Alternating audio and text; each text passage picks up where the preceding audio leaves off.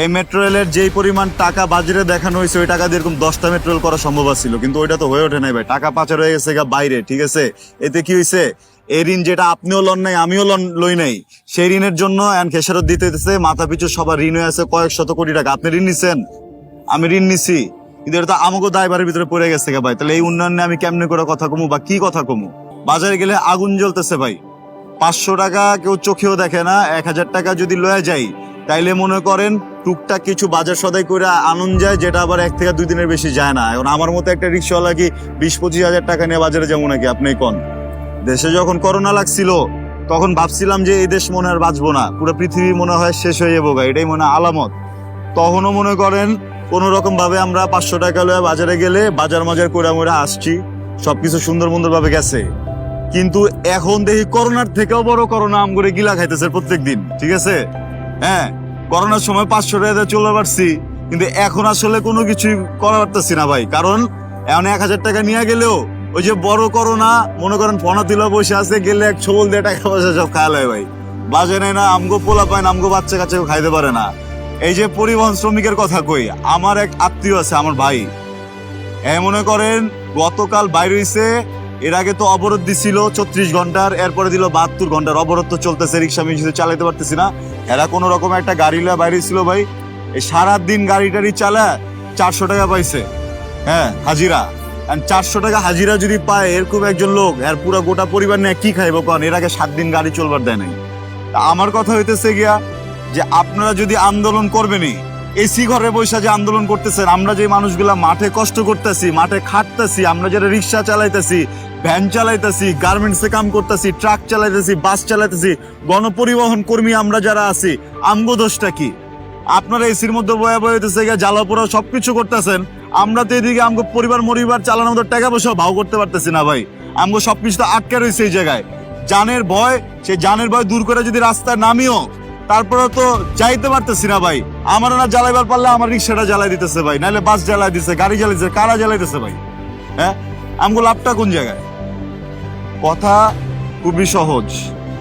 আমার কাছে মনে হয় এখন সময় হয়ে গেছে, যেহেতু গত 15 বছর ধরে এই সরকার এই জায়গায় ক্ষমতায় আছে, তারা এত অবকাঠামোগত উন্নয়ন করে ফেলছে দেশে। মনে করেন মেট্রো রেল বানাইছে, সেতু বানাইছে, টানেল বানাইছে, আলহামদুলিল্লাহ খুবই ভালো। এখন তাদের উচিত ক্ষমতা হস্তান্তর করে দেওয়া, এটা যারে মন চায় তারে হস্তান্তর করা বা সুষ্ঠু নির্বাচন দেওয়া, এখান থেকে ক্ষমতা পার করে দিয়া এর পরের কোন দলরে আঙ্গুল তুলে চ্যালেঞ্জ করা যে আমি 15 বছরে দেশের এই উন্নতি করছি, তোমরা 5 বছরে দেখাও তোমরা কি উন্নতি করতে পারো। তখন যদি লাগে তন্দ্র গেলে আমগো মতো আমজনতা একটা না 5টা করে ভোট দিব এই সরকারের, সমস্যা নাই তো।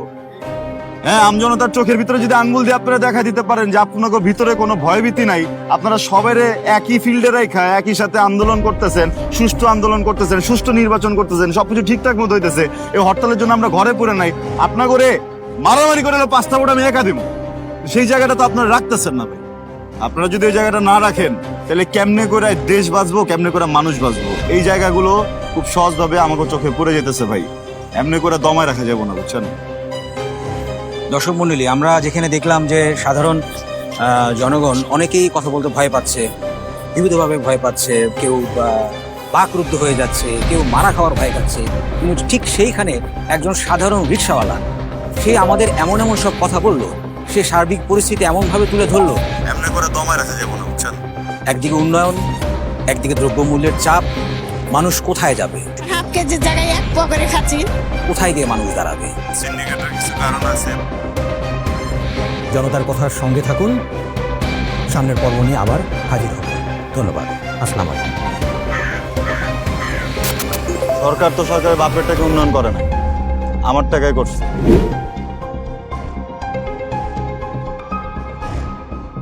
তাহলে কেমনে করে দেশ বাঁচবো, কেমনে করে মানুষ বাঁচবো? এই জায়গাগুলো খুব সহজভাবে আমাকে চোখে পড়ে যেতেছে ভাই, এমনি করে দমায় রাখা যাবো না, বুঝছেন? ইলিয়াস, তুমি আজকে রিক্সা নিয়ে বাইর হও নাই? আসসালামু আলাইকুম। না ভাই, একটু ঝামেলা হয়েছে একটা। কি ঝামেলা হয়েছে? আমি যে রিক্সাটা চালাই এটা তো প্রতিদিন আমি চালাই, হ্যাঁ। অন্য কেউ ওটা পায় না, মানে মহাজন কয় বাগায়া দেয়, কয় যে না এরা ইলিয়াসে চালাইবো। হ্যাঁ। আজকে গ্যারেজে গিয়া দেখি যে আমার রিক্সাটা নাই। হ্যাঁ হ্যাঁ, এটা কোন করে গেলো? হ, আমি মাঝে মাঝে জিজ্ঞালাম কি ব্যাপার, আমার রিক্সা কোন জায়গায়? কয় যে ভাড়ায় গেছে। আমি কইলাম তো একটা রিক্সা দেন, আমি তো চালান না। কয় তোমার রিক্সা দিলে বিপদে পড়তে হবো। কি কয় এটা? আমার কি রিজিক শেষ হয়ে যেতেছে গা, আল্লাহ কি আমার উপরে লইব? আরে না না, রিজিক হলো আল্লাহ হাতে, তুমি রিজিক চিন্তা করো না। ভাত দিয়ে কি মানে খায় নাই না পুরোটা? না আমার এই ভাতের ভিতরে দুইটা একটু ডাইল মাল দিয়ে দেন না, একটু খাই। টাকা পয়সা নাই তো আজকে লগে, পরে দিন। সমস্যা নাই, তুমি বসো, আমি তোমার খাওয়ান দিতেছি।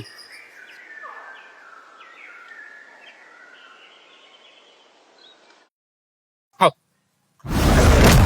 কি নাম কি? আরে এইদিক ওইদিক দেখার দরকার নাই তো। নাম কি? ইলিয়াস। কি নায়ক ইলিয়াস কাঞ্চন নাকি? না ভাই, ইলিয়াস হোসেন। ও, ইলিয়াস হোসেন। এই দাঁড়াও, এই এই এই এই, তোমরা এই, এই, এই, তোমরা কি করতেছো? এই, তোমরা এত বড় সাহস কে দিল? এই তার বাচ্চা চুপ, ছোট বাচ্চা, একদম চুপ, একটা কথা কবি না। কথা কথা তোর এত বড় সাহস, সরকার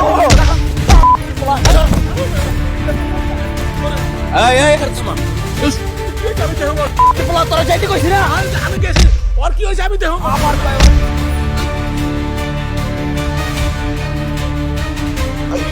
তোরে এত বড় সাহস করছি, সরকার বিরোধী কথা কস, পোলা